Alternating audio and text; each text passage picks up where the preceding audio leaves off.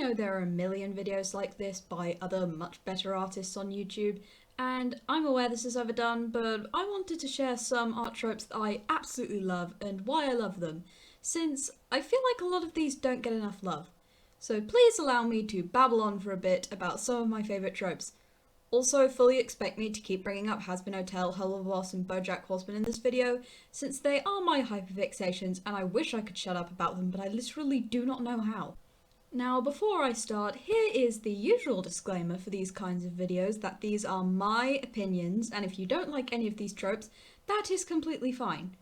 I'm Emily, by the way, I'm an artist, and if you want to check out my work, my Instagram is on the screen. Now let's get into it. Number 1. Animal characters with realistic features. I know the title of this trope doesn't make sense, but trust me, it will. What I mean by this is when a piece of media has anthropomorphized animals with features that actually make sense for that animal. Obviously, for these kinds of characters, you need to suspend your disbelief a bit anyway to believe these animals are walking and talking and wearing clothes, but I enjoy when artists and animators try to make these characters not look too much like humans. For example, in Lackadaisy, all of the female characters have flat chests, which makes sense, as they're cats, and having a bust wouldn't make sense for their anatomy. Another example of this I want to talk about is BoJack Horseman. Now, whilst I acknowledge that the characters in BoJack Horseman have more of human anatomy, one minor thing I want to talk about is the lack of hair. Unlike in Lackadaisy or other animal-centric media like DuckTales or the Looney Tunes show, the animal characters in BoJack Horseman tend not to have human-like hair.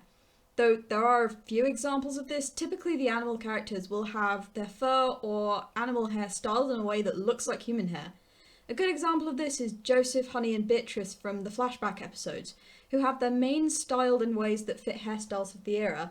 I think my favourite example of this from BoJack Horseman is Rutabaga, who is constantly slicking back his ears to look like hair. Nice. I think why I like this trope so much is because it makes the world feel so thought out. Like, this is what a world full of animal people would actually look like, rather than the animals just feeling like they're animals in the place of humans. Number 2. Switch up in animation. Now, I'm not talking about mixed media animation like Spider-Verse or Arcane, though they do look absolutely spectacular.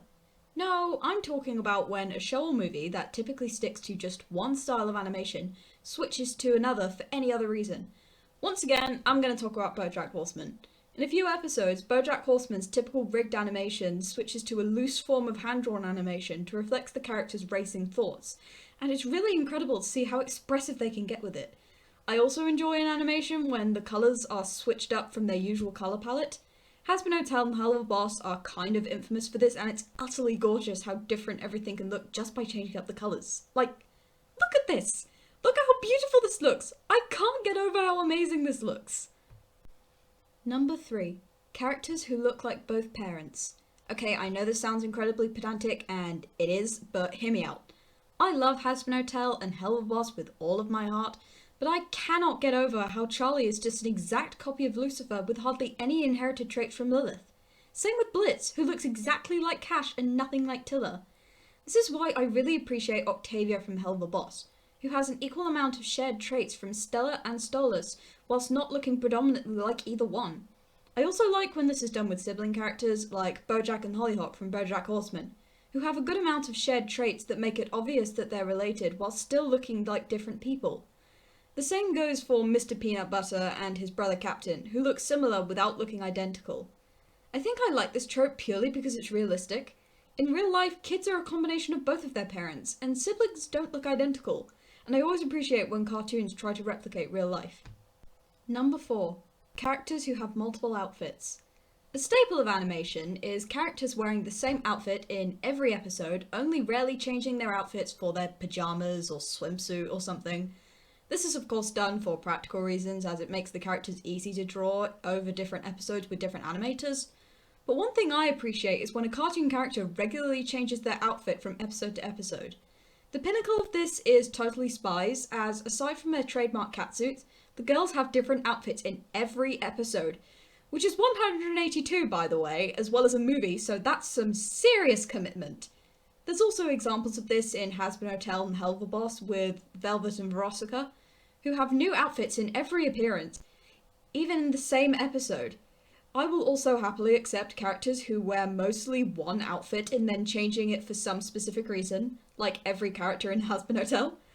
I like this trope as it's not only realistic, but it also means we get to see all of these creative and cool outfits that really show what the character designers can do.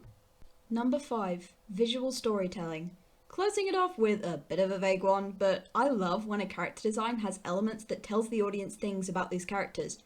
Once again, Hazbin Hotel and Helluva Boss are pretty well known for this, and are pretty good at it in my opinion.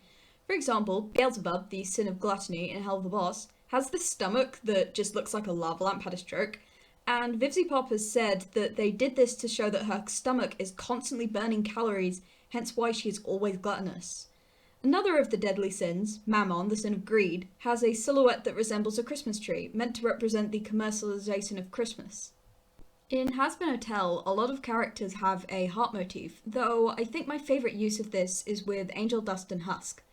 Angel Dust has hearts in his design because of his relation to Valentino and the adult industry, and Husk has the heart motif because it relates to playing cards, tying him into being a gambler.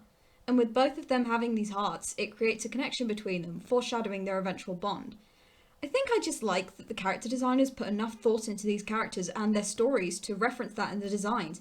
Plus, I think the way that they do this is just really creative.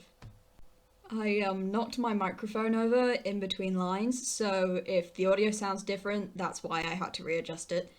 And that's the end of the video. Please let me know if you like these tropes as much as I do, or even if you don't like them, I'd love to know why. I might make a part 2 about tropes I don't like, completely depends on whether or not I feel up to it. Thanks for watching!